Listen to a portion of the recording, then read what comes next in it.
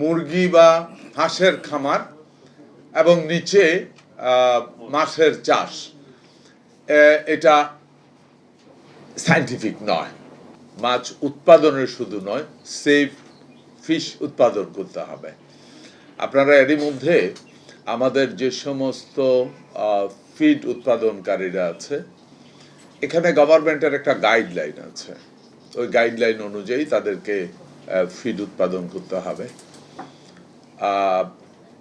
এই ব্যাপারে আমরা তাদেরকে এর মধ্যে তাদের সাথে আমরা মিটিংও করেছি, এই রুমে আমরা মিটিং করেছি এবং তাদেরকে আমাদের গভর্নমেন্টের গাইডলাইন অনুযায়ী উৎপাদন করার জন্য নির্দেশ দিয়েছি। তার ভিতরে কিছু যে এমন গাইডলাইনের বাইরে হয়নি তা না, কিছু হয়েছে। আমরা মাঠ পর্যায়ে গিয়ে দেখেছি এবং তাদেরকে আমরা এক্স্যাক্টলি 2 মাস সময় দিয়েছি, তাই না?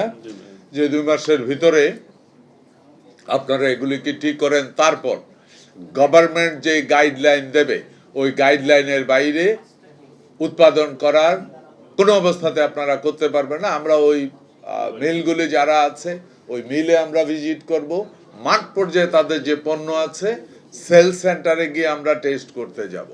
আসেন, মুরগি বা হাঁসের খামার এবং নিচে মাছের চাষ, এটা সায়েন্টিফিক নয়।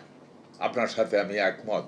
এটা আমরা সরকারিভাবে এটাকে আসলে উৎসাহিত করিনি কোনো সময়।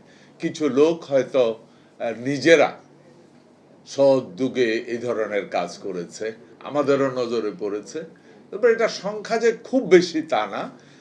আমরা সরকারের পরিকল্পনা আছে, যারা এই ধরনের প্রজেক্ট করছে তাদেরকে নিরুৎসাহিত করার পরিকল্পনা আমাদের নেওয়া হয়েছে এর মধ্যে।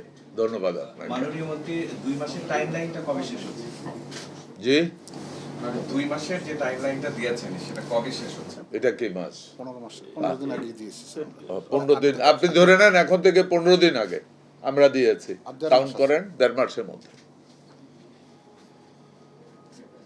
আমরা কিন্তু এটা সিরিয়াস। হ্যাঁ, আমরা এখানে মিটিং করে কাজ করেছি। আমরা ফুডের ব্যাপারে, স্পেশালি কোয়ালিটি ফুডের ব্যাপারে, যে কোনো ধরনের ফুড হোক সে মাছ, হোক সে মুরগি, হোক সে হাঁস, হোক সে গরু, ছাগল, ইভেন সবজি, আমরা কোয়ালিটি ফুডের প্রশ্নে প্রচন্ড সিরিয়াস। আমরা এই ব্যাপারে, এটাই আমাদের এই সরকারের একটা প্রধান প্রায়োরিটি। যতটুকু উৎপাদন করি ওইটা যেন সত্যিকার অর্থে মানুষের কল্যাণে যেন আসে, এ ব্যাপারে আমরা খুব সচেতন। এই সরকার প্রচন্ড সচেতন।